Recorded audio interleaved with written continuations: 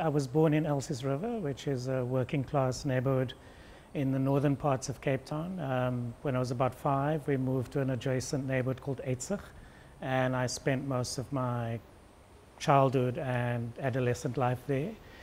And from the beginning of high school, I've been involved in student activism at the time, ranging from supporting trade union strikes through to student struggles itself. And from a very early age, it was apparent that the spatial segregation of South African society was central to the racial politics of apartheid.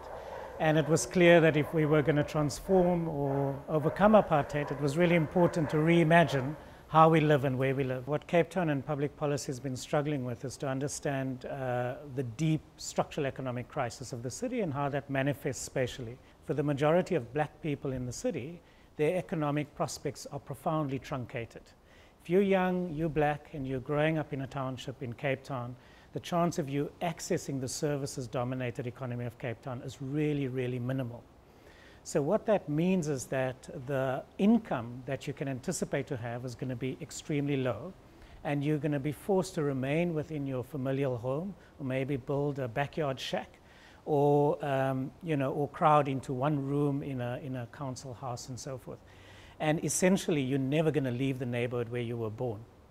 Now, what Cape Town's economic strategy and economic outlook does, and the way it positions itself in relation to the global economy, is to say that if we can bolster and enlarge the creative economy and the creative sectors and the design industries and really build on the cultural economy of the city, that is one of the key avenues to future prosperity.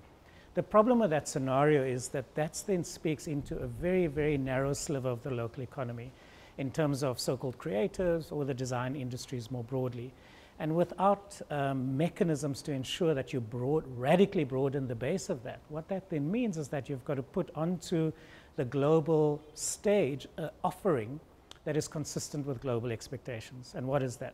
It is the Llandudno side of Cape Town, it's the camp space side, it is the hipster sort of coffee shop, house scene of the inner city. It's none of the awkward stuff of the city, it's none of the real city, because of course that is not appealing for an animator from LA to come and live in Cape Town, or for an architect from Paris or whatever.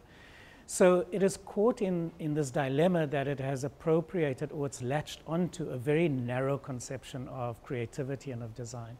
And the irony of this is that in a city like Cape Town, with incredible historical, musical, cultural and other legacies, the one resource that is democratically distributed in the city is in fact the capacity to create, the capacity to invent in cultural terms.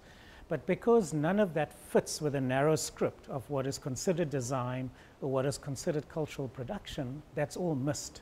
And so what the city hasn't done is to create the institutions, the pathways, the resources, the mechanisms to validate what one could call popular culture in the city, and to connect that to a series of economic, infrastructural, institutional mechanisms to help kids who grow up on the flats, in the townships, in the informal settlements, to take what is in a way almost an innate set of capacities and translate that into marketable skills and capacities. And as long as the approach to urban regeneration or the creative economy or the design economy remains trapped in this very narrow, very limited vision, it's simply going to perpetuate the inequalities that we face in the city.